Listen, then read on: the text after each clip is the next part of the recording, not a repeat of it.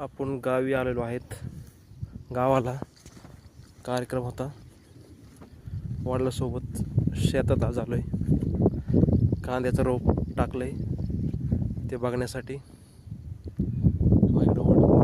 वडील इकडे आहेत.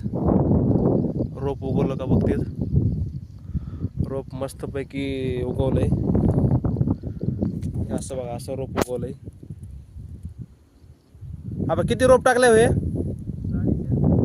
हा, 4.5 किलो. कांदा लावण्यासाठी आपण 4.5 किलो रोप टाकले. आणि रोप पण मस्त उगवलंय, एकदम छान उगवलंय. आणि कालच रात्रीच पाऊस झालाय, त्यामुळे अजून मस्त त्या रोपासाठी झालेला आहे. आणि किती दिवसांनी आपण येतं रोप? त्याला लावण्यासाठी दीड महिन्याचा कालावधी लागतो. रोप लावण्यासाठी 1.5 महिना लागतो बरोबर. आता किती दिवस झाला रोप टाकलेलं हे? 8 दिवस झाले. आता रोप टाकून फक्त 8 दिवस झालेले आहे. 8 दिवसात एवढं आलंय वरती?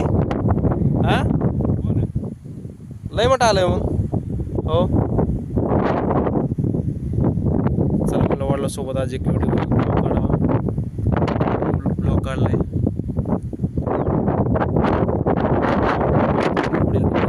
रोपामध्ये जे पाणी साचून राहते पाऊस आल्यावर, त्या पाण्याला थोडं ड्रेन करतात. त्यासाठी थोडं तो वापा आहे त्याला थोडं वाट करून देतात पाण्याला. पाणी साचून नाही राहिलं पाहिजे. जर पाणी साचून राहिलं तर रोप पिवळं पडतं. त्यासाठी आम्ही वडिलांसोबत जातो रानामध्ये.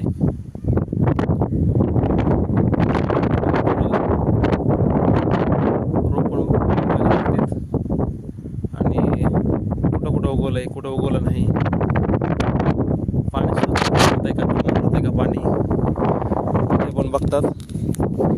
पाणी असेल तर त्या ठिकाणी थोडं पाणी जाण्यासाठी कुदळीने थोडं त्याला मोकळं करतात.